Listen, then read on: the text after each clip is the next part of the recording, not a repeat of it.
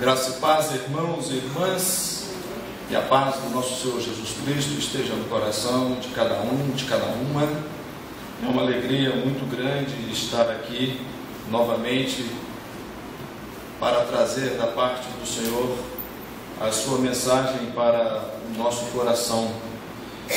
Hoje é um dia duplamente especial, porque é o segundo domingo do Advento.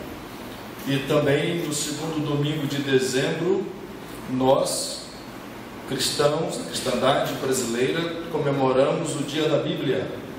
É inclusive o Dia da Bíblia instituído por lei federal, definido assim como o segundo domingo de dezembro. E você encontrará também aí no nosso boletim, na pastoral, um brevíssimo histórico sobre o Dia da Bíblia, que começou na Inglaterra e que no Brasil, já em 1850, a cristandade, principalmente os missionários protestantes que aqui chegavam, já comemoravam no segundo domingo o Dia da Bíblia. E a Bíblia, o que ela fala de si mesma? Que testemunho ela dá de si mesma? É possível encontrarmos na Bíblia algo que ela diga acerca de si própria? Nesta manhã, irmãos e irmãs, nós vamos falar da Bíblia como um tesouro de Deus para a salvação em Cristo Jesus e para a prática de boas obras. É a palavra de Deus, tesouro, depósito para a salvação em Cristo Jesus e para a prática de boas obras. Convido vocês a abrirem suas Bíblias na segunda carta de Paulo a Timóteo, no capítulo 3. Nós vamos ler dos versos 14 ao 17. O 16, inclusive, já foi lido na litania em homenagem à Bíblia.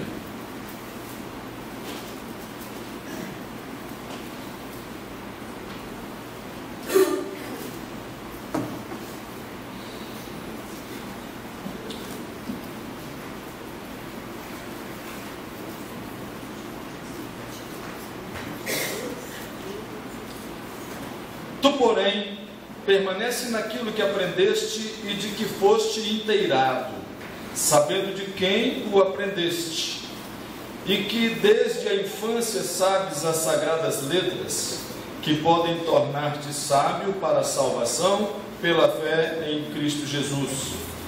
Toda a Escritura é inspirada por Deus e útil para o ensino, para a repreensão, para a correção, para a educação na justiça, a fim de que o homem de Deus seja perfeito e perfeitamente habilitado para toda boa obra. Que o Senhor Deus, irmãos e irmãs, abençoe a sua palavra e nos dê a inspiração e a compreensão para a nossa felicidade, para o nosso bem-estar espiritual. Então, irmãos e irmãs, nós temos aqui um texto da palavra de Deus que fala um pouco acerca de si mesma. Mas que palavra é essa, que escritura é essa a que o apóstolo Paulo se referia? Ele se referia àquela escritura que estava ao alcance dos cristãos daquela época, que eram os textos do Antigo Testamento. Ainda não circulavam nas igrejas as cartas, nem os evangelhos, como nós temos hoje com tanta facilidade. Quando nós tratamos da palavra de Deus como tesouro, como depósito, nós precisamos falar um pouquinho sobre essa carta de Paulo a Timóteo, não somente a segunda carta, mas também a primeira carta de Paulo a Timóteo e a carta de Paulo a Tito. Essas três cartas, 1 Timóteo, 2 Timóteo e Tito, são chamadas cartas pastorais. Por que elas são assim chamadas? Elas são chamadas cartas pastorais porque o apóstolo Paulo as escreveu numa postura totalmente pastoral, e dirigida especificamente a esses dois irmãos presbíteros, pastores de igreja, que eram Timóteo e Tito.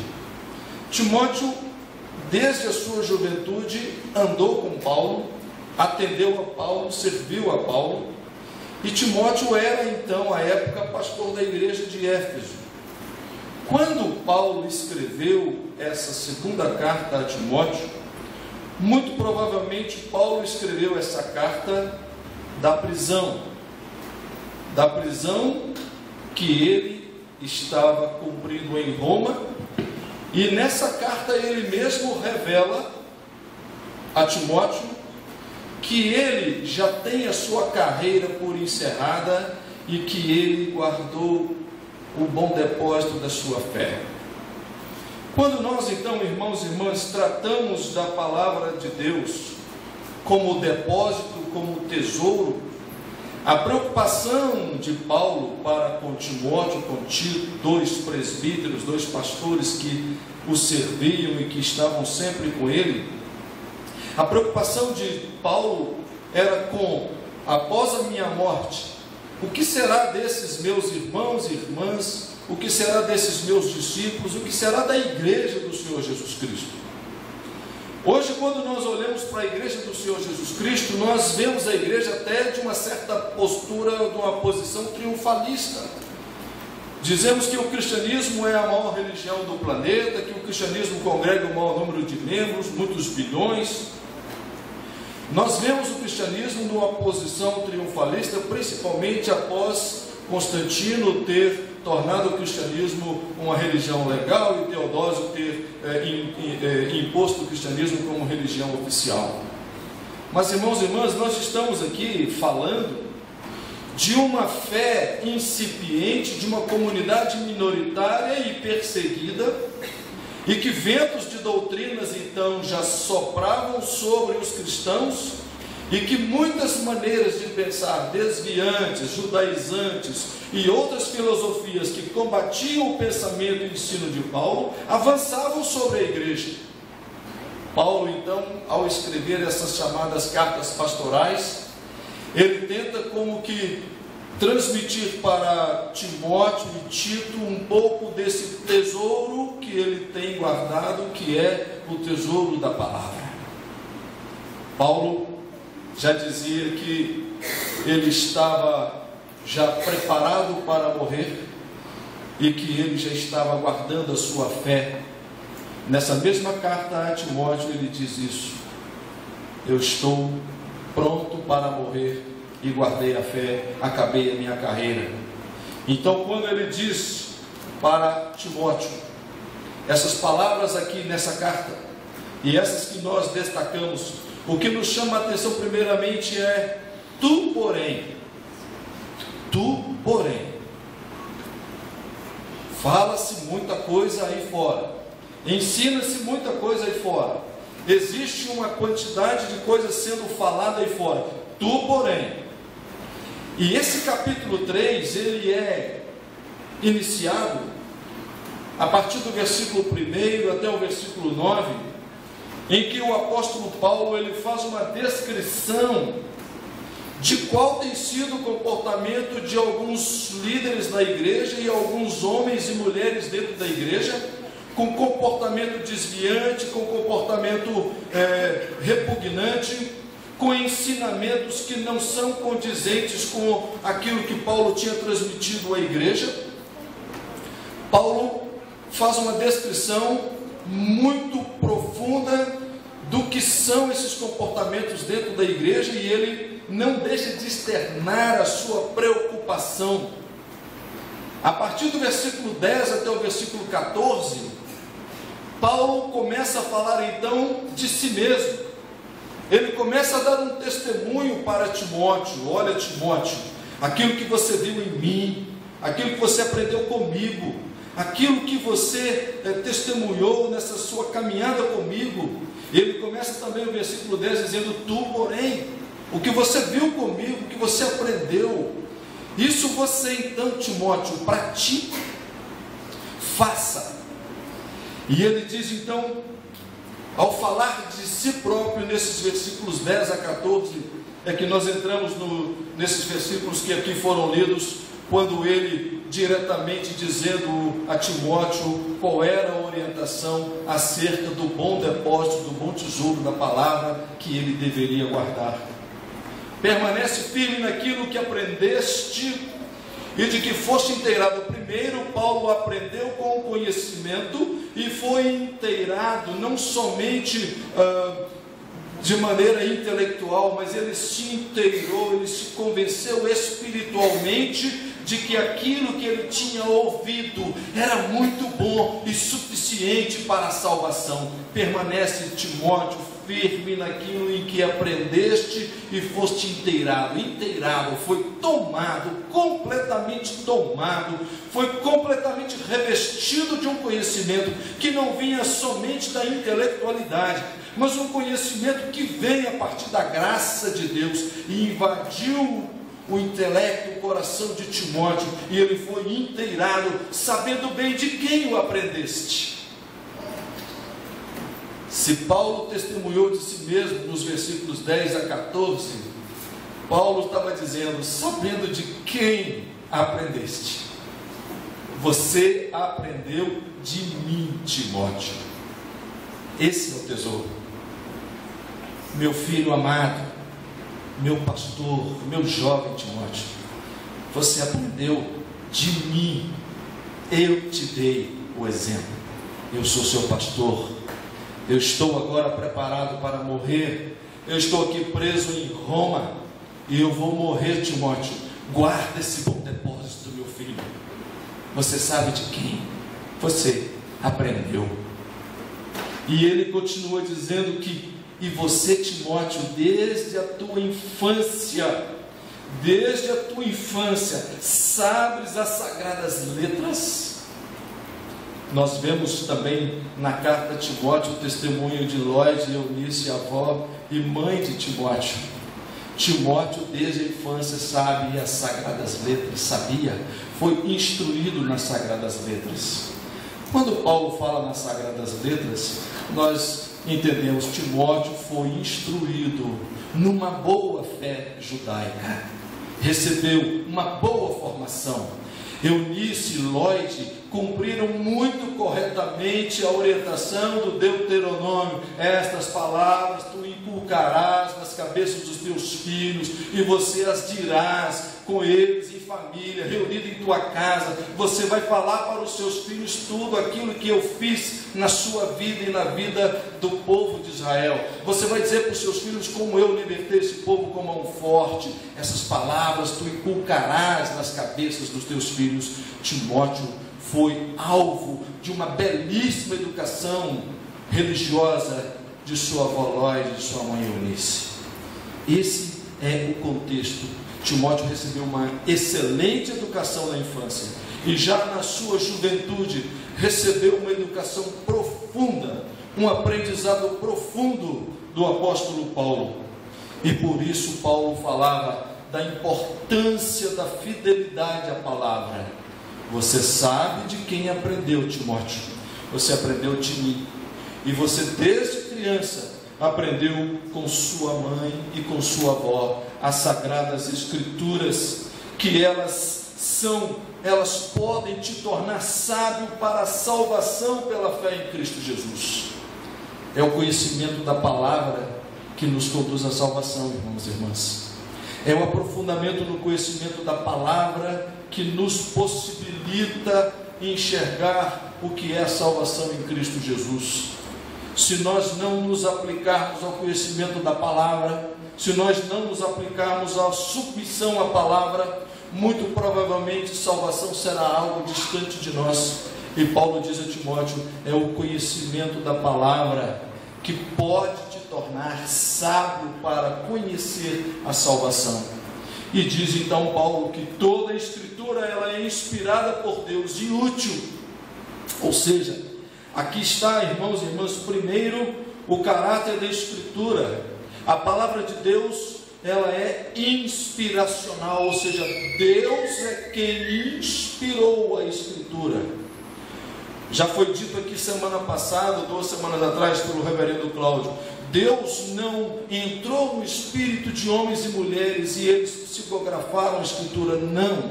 Deus inspirou e, mais precisamente, Deus soprou o seu Espírito sobre homens e mulheres.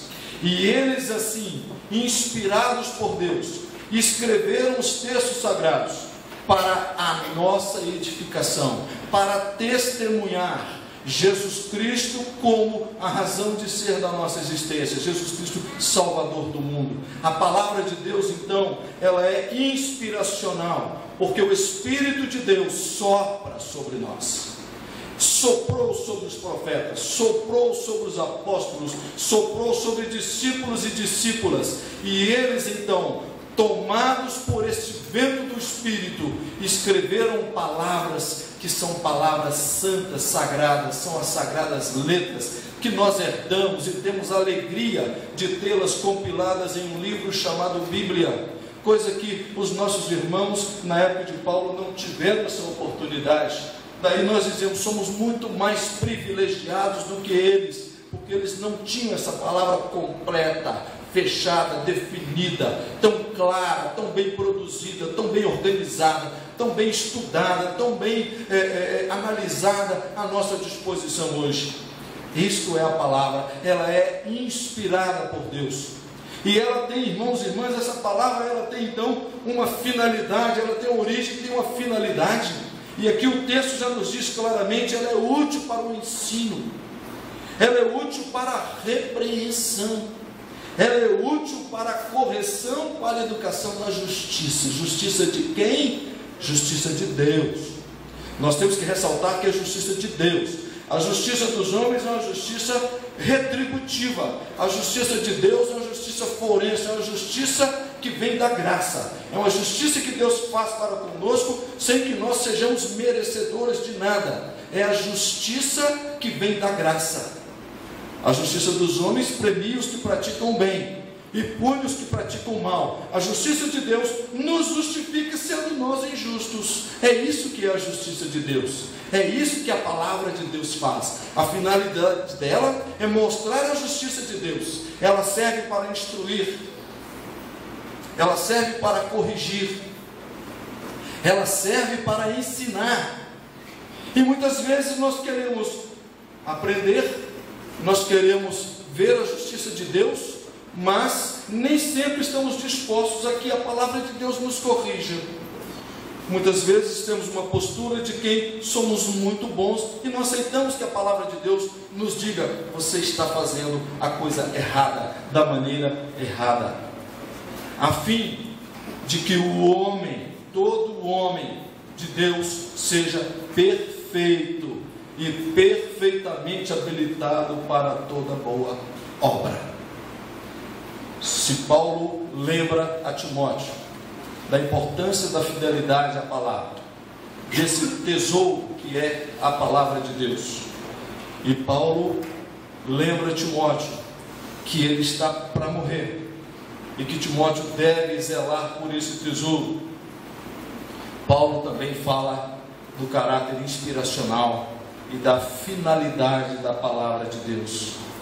É a palavra então que conduz o homem, conduz também a mulher, conduz cristãos e cristãs ao conhecimento da verdade, habilita, nos capacita, nos permite, ao ter conhecimento dessa palavra e ao não somente ter o conhecimento intelectivo da palavra, ao sermos absorvidos, ao sermos completamente invadidos pelo poder dessa palavra, que é o poder do seu Espírito, nos transformar, nos capacita para compreender o que é a salvação e nos capacita para a prática das boas obras.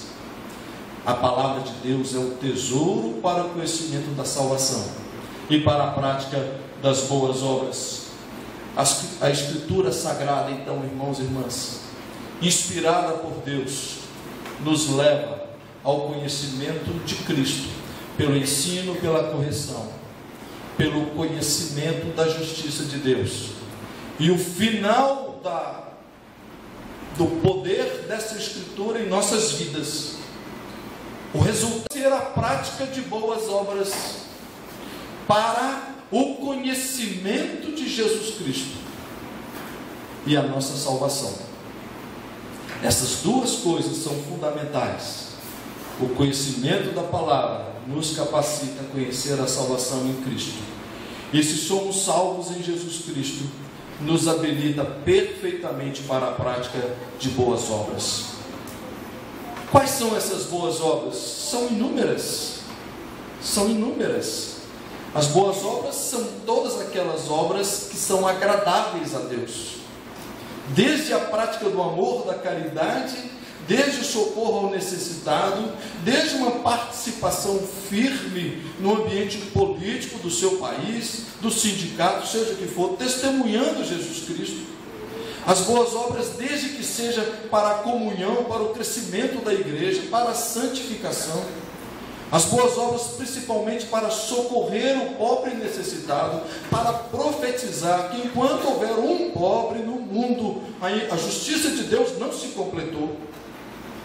Quando houver um pobre sequer no planeta, enquanto uma criança não tiver escola, enquanto um idoso estiver abandonado, falta a presença da justiça de Deus, que cabe a nós cumpri-la. Irmãos e irmãs, essas cartas de Paulo a Tito e a Timóteo, elas nos colocam também um dever de refletir, e daqui para frente, como nós vamos tratar essas coisas. Eu vejo às vezes com muito saudosismo a gente dizer, mesmo dentro da igreja, quando eu era criança, papai fazia cultinho doméstico, e eu te pergunto, você hoje não faz o cultinho doméstico com seus filhos, suas filhas? Você hoje não tira um tempo para a leitura da palavra, para orar em conjunto com sua família, para refletir em conjunto com sua família? Você hoje só abre essa palavra sagrada no domingo, na hora da leitura do sermão? Nós hoje, irmãos e irmãs, temos nos deixado absorver por alguns elementos atrativos da chamada modernidade, e temos nos deixado afastar da aplicação à leitura da palavra. E isso tem uma influência direta naquilo que nós esperamos da educação de nossos filhos, filhas, de nossos netos e netas. Isso é fundamental, é decisivo. A palavra de Deus, ela continua sendo atual, inovadora, instigadora, orientadora, apesar de seus últimos textos terem sido escritos há praticamente 2000 anos atrás. A palavra de Deus continua sendo única regra de fé e prática nossa, protestantes reformados. E ela é uma palavra capaz de contribuir para a formação de nosso caráter, de nossa individualidade, de nossa identidade cristã, e não somente cristã, nossa identidade moral, nossa identidade cívica, como cidadãos e cidadãs nessa terra brasileira.